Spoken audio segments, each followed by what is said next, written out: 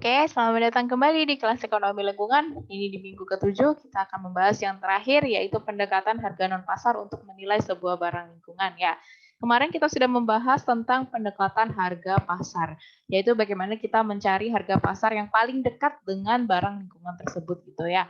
Nah, kemudian kalau pendekatan harga non pasar ini akan lebih berkaitan dengan keinginan atau willingness to pay dari masyarakatnya sendiri, dari masyarakat penggunanya. Ini akan lebih berdasarkan survei kalau harga-harga pendekatan harga non pasar seperti ini. Nah, pendekatan harga pasar yang pertama adalah pendekatan nilai kesenangan atau hedonic pricing. Jadi kalian kalau tahu ya, kalau mau hedon itu artinya mau yang senang-senang aja gitu ya, mau hedon itu artinya mau senang gitu. Nah, dan di dalam hedonic pricing ini dia dinilai dengan menggunakan harga barang substitusi atau barang komplementernya. Misalkan nih kalian punya rumah atau kalian mau beli rumah, itu nilai rumah tersebut itu biasanya akan dikaitkan dengan bagaimana lokasi dari rumah tersebut. Mudah nggak dicapai rumah tersebut. Dan kemudian keadaan dari lingkungan sekitar dari rumah tersebut dan kualitas lingkungan ataupun air, ketersediaan airnya, ketersediaan jalannya atau tanahnya. Nah, itu akan biasanya menentukan harga sebuah rumah gitu ya. Nah, itulah yang disebut sebagai pendekatan nilai kesenangan.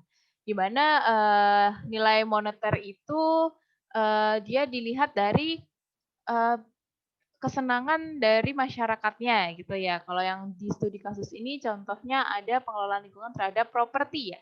Ini biasanya nilai kesenangan ini memang dilihat dari properti yang nilai propertinya gitu. Jadi kalau misalkan yang di properti yang ada di New York USA ini, dia kalau yang menghadap ke ruang terbuka akan lebih mahal harga per akrenya atau per hektarnya kira-kira rata-ratanya 12,8% lebih tinggi per akre.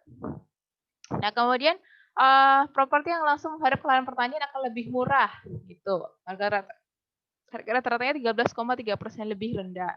Dan harga properti yang berada di antara dua tiga zona penting akan lebih mahal karena kalau dia lebih dekat dengan zona penting gitu ya. Jadi kalau secara hipotesis kita bisa lihat nih kalau kita menyisakan 10 akre ruang terbuka di antara 15 kali area rata-rata dari properti, itu ada nilainya adalah US dollar 410.000 US dollar gitu ya. Nilai yang disebut sebagai nilai kesenangan. Sedangkan pendekatan harga non pasar lainnya itu yang kita sudah pernah bahas adalah pendekatan biaya perjalanan atau travel cost. Biasanya ini digunakan pendekatan harga non pasar ini untuk menilai harga dari tempat-tempat wisata. Jadi seperti taman nasional dan lain sebagainya, ini biasanya dihitung menggunakan biaya perjalanan. Di mana biaya perjalanan sudah pernah kita bahas, yaitu berapa sih biaya yang dikeluarkan, yang mau dikeluarkan oleh para pengunjung dari Taman Nasional tersebut untuk datang dari jauh, untuk datang dan sampai kepada tempat wisata yang atau Taman Nasional tersebut gitu. Jadi berapa sih yang mereka mau keluarkan? Nah, itulah yang disebut sebagai biaya perjalanan atau travel cost. Nah, jadi ini biasanya sifatnya non-ekstraktif ya, bukan sesuatu yang ekstraktif, jadi bukan menghasilkan kayu dan sebagainya, tapi dia non-ekstraktif ya. Kemudian juga non-market gitu ya. Jadi kalau misalkan nih hutan mangrove-nya ini sebagai objek wisata, maka data yang dikumpulkan untuk kita memberikan nilai terhadap mangrove ini sebagai objek wisata, nilainya hutan mangrove ini, itu dinilai dari jumlah rata-rata orang per bulan atau per tahun, kemudian lamanya mereka tinggal di sana, jarak tempat tinggal mereka ke hutan mangrove tersebut, dan biaya finansial untuk perjalanan menuju lokasi hutan mangrove tersebut, dan berapa lama waktu yang dibutuhkan untuk perjalanan. Nah, ini biasanya diambil data-data tersebut, kemudian diolah sehingga mendapatkan sebuah nilai dari hutan mangrove ini sebagai objek wisata, yaitu ada rumusnya, yaitu jumlah pengunjung orang gitu dikalikan dengan biaya finansial ditambah biaya waktu untuk perjalanan dan juga biaya finansial selama berada di objek wisata. Jadi ini kumulatif ya dari orang pertama, 2, 3, 4 sampai orang yang datang itu berapa begitu ya. Ini yang disebut sebagai pendekatan biaya perjalanan atau travel cost. Pendekatan harga non pasar yang terakhir itu adalah pendekatan benefit transfer, di mana metode ini digunakan untuk menduga nilai ekonomi dari sumber daya alam lingkungan hidup dengan cara meminjam hasil studi. Jadi misalkan nih, kita itu kan mau menilai sebuah barang lingkungan secara ekonomi, tapi kita tidak punya waktu untuk menghimpun data sebanyak itu. Jadi kita kan tadi kan kalau kita mau menghitung barang ekonomi, menghitung barang lingkungan secara ekonomi, kita harus tahu berapa banyak pengunjung yang datang, kemudian mungkin harga, berapa sih produksi kayunya per tahun dan sebagainya, itu kita harus tahu. Nah, gimana kalau kita tidak punya kesempatan ataupun tidak punya banyak waktu untuk melakukan studi tersebut, ini kita mengambil atau belajar dari studi atau penelitian di tempat lain yang mempunyai karakteristik dan tipologi yang hampir sama dengan tempat yang dengan barang lingkungan yang kita punya atau sumber daya alam lingkungan yang kita punya ini. Jadi misalkan ada tipikal, saya nggak tahu nih ya, yang tipikal sebenarnya mungkin kita Taman Nasional Baluran sama yang ada di Afrika mungkin ada kesamaan di situ karakteristiknya ataupun tipologi yang hampir sama. Nah, ini bisa digunakan studi yang misalkan yang di Afrika sudah melakukan studi tapi kita di Taman Nasional Baluran belum melakukan studi, ini kita bisa mengambil studi penelitian hasil dari yang Afrika tadi gitu ya. Nah, kita lihat aja contohnya keragaman dari spesies tanaman di hutan Tesonilo gitu ya. Jadi di sini menurut penelitiannya Jack Rutenbeek di hutan Kalimantan ini nilai keragaman tanaman hutan tropisnya diperkirakan sebesar 3 US dollar per hektar per tahun gitu. Nah, kemudian nilai ini merupakan hasil penelitian tahun 1999. Dan kalau kita mau memperoleh angka tahun 2003 berarti dinaikkan sebesar 5% per tahun. Jadi pada tahun 2003 diperoleh angka dari US dollar 3,65 per hektar per tahun. Jadi ini awalnya di tahun 1999 itu sudah ada penelitian yaitu US dollar 3 US dollar gitu ya per hektar per tahun. Nah, ini karena kita ada tahun 2003 itu adalah sekitar 5 tahun atau 4 tahun setelahnya gitu ya. Nah, kita dengan juga kenaikan sebesar 5% per tahun gitu. Nah, akhirnya kita ambil bahwa pada tahun 2003 berarti kira-kira angka yang dipakai adalah US dollar 3,65 per hektar, bukan lagi 3 US dollar gitu ya. Dan kemudian keragaman tanaman di Tesonilo adalah sebesar 218 gitu. Jadi nilai keragaman tanaman hutan di Tesonilo diperkirakan 2 kali nilai keragaman tanaman hutan di Kalimantan Timur. Jadi ini pakai Tesonilo dibandingkan sama di hutan di Kalimantan Timur gitu ya. Jadi punyanya Tesonilo gitu ya, keragaman tanaman hutan di Tesonilo itu 218. Oh, mohon maaf. Jadi itu adalah 2 kalinya dari keragaman tanaman hutan di Kalimantan Timur gitu ya. Tadi Tesonilonya adalah tadi tanaman hutan di Kalimantan itu harganya adalah US dollar 3,65. Nah, kemudian karena Tesonilo ini kena keragaman tanaman hutannya 2 kalinya dikalikan hutan Kalimantan, makanya akhirnya jadi harganya adalah US dollar 7,3 per hektar per tahun gitu ya. Nah, kemudian jadi dan kemudian di sini ternyata luas hutannya Tesonilo itu 158.000 hektar. Maka nilai keragaman tanamannya tadi harganya per hektar per tahun adalah 7,3 kan. Karena 2 kalinya dari punyanya Kalimantan gitu ya. Kemudian dikalikan dengan 158.000 hektar akhirnya dapat bahwa dia harganya nilainya hutan Tesonilo itu per tahun bisa sampai 9 miliar gitu ya.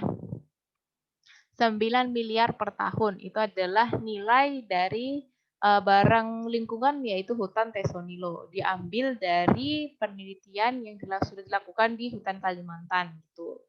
Ya, oke. Nah, jadi seperti itu saja. Jadi itu yang terakhir adalah pendekatan benefit transfer ya. Berarti kita transfer ilmu dari studi penelitian yang terdahulu yang punya kemiripan. Jadi mungkin hutan Tesonilo punya kemiripan dengan hutan di Kalimantan. Jadi bisa diambil datanya, jadi seperti itu. Nah, itulah tadi berapa banyak ya, termasuk juga yang dari minggu ke-6 tadi, kita juga sudah mempelajari penetapan dari nilai ekonomi total ataupun nilai ekonomi kerusakan lingkungan, cara-caranya yaitu bisa pendekatan harga pasar tadi ya, peningkatan produktivitas gitu. Oke.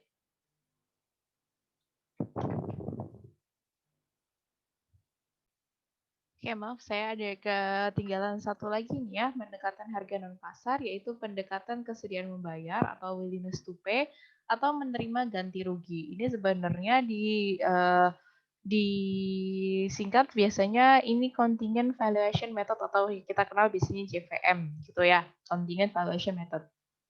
Nah, contingent valuation method ini menggunakan sebenarnya kuesioner ataupun survei dia ini. Dia ini metode ini pendekatannya adalah dia akan melihat seberapa besar masyarakat itu mau membayar atau responden itu bersedia untuk membayar atau menerima ganti rugi agar sumber daya alam tersebut tidak rusak, gitu ya. Nah, metode ini dapat digunakan untuk yang kemarin nilai ekonomi total, ada nilai guna dan nilai non guna gitu ya. Dan kemudian di dalam metode ini, dia itu sebenarnya menyatakan preferensi ataupun karena dari responden ya, dia melakukan sebuah kuesioner kepada responden, dia menanyakan penilaian atau penghargaan responden terhadap sumber daya alam itu. Jadi terhadap barang lingkungan tersebut. Dan pendekatan ini itu bisa juga memperlihatkan seberapa besar sih sebenarnya kepedulian terhadap suatu barang atau jasa lingkungan dan dilihat dari manfaat yang besar bagi semua pihak sehingga upaya pelestarian itu diperlukan agar tidak kehilangan manfaat tersebut. Gitu. Jadi intinya adalah di sini dia menggunakan kuesioner dan kemudian melihat dan kemudian dari hasil kuesioner itu dianalisis sedemikian rupa sehingga menghasilkan sebuah nilai value ataupun nilai ekonomi dari sebuah barang lingkungan, yaitu biasanya kalau di sini ya atas apa yang mau diteliti gitu ya.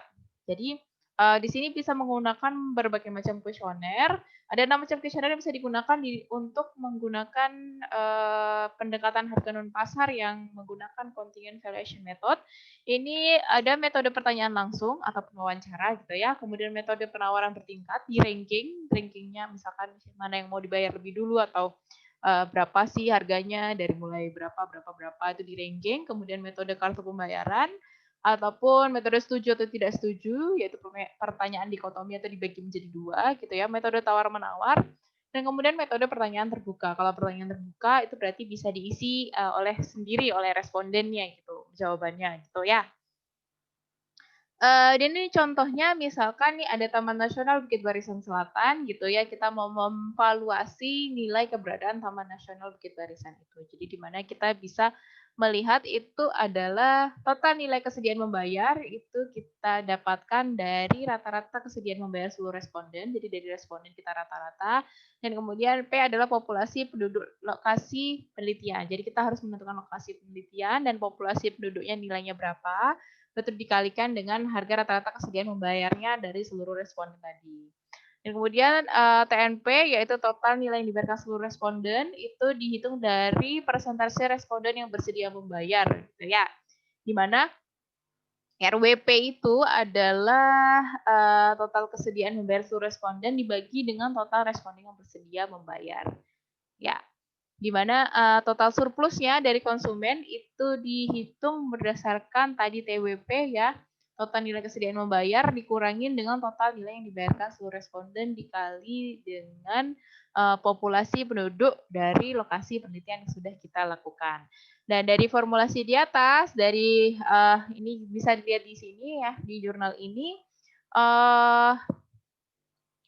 jadi di nilai dari keberadaan dari Taman Nasional Bukit Barisan Selatan itu 533 juta per tahun bagi masyarakat Desa Sedayu. Jadi ini di Lampung ya. Jadi lokasi penelitiannya adalah di Desa Sedayu Tanggamus Lampung. Dia ingin menilai sejauh berapa sih sebenarnya nilai ekonomi dari Taman Nasional Bukit Barisan Selatan ini. Nah, ini digunakanlah metode contingent valuation method gitu ya. Dengan cara dia mensurvei masyarakat di Desa Sedayu di Tanggamus, Lampung gitu. Nah, itu adalah tadi cara-cara bagaimana kita melakukan penetapan nilai ekonomi pada barang lingkungan gitu ya, pada barang-barang lingkungan yang kemarin mengalami kegagalan pasar seperti itu. Nah, besok di kelas kita akan membahas mungkin contoh-contohnya dari paper yang sudah pernah ada gitu, bagaimana kita kemarin besok mungkin akan belajar bagaimana kita menghitung nilai evaluasi ekonomi dari tumpahan minyak yang pernah terjadi di Balikpapan juga. Jadi kita di kelas mungkin akan hanya lebih membahas tentang contoh-contoh dari studi kasus tersebut ya. Oke, baik. Terima kasih atas waktunya. Terima kasih sudah mendengarkan. Sampai jumpa di kelas. Dan saya cukupkan dulu sampai di sini untuk YouTube-nya. See you next time. Assalamualaikum warahmatullahi wabarakatuh.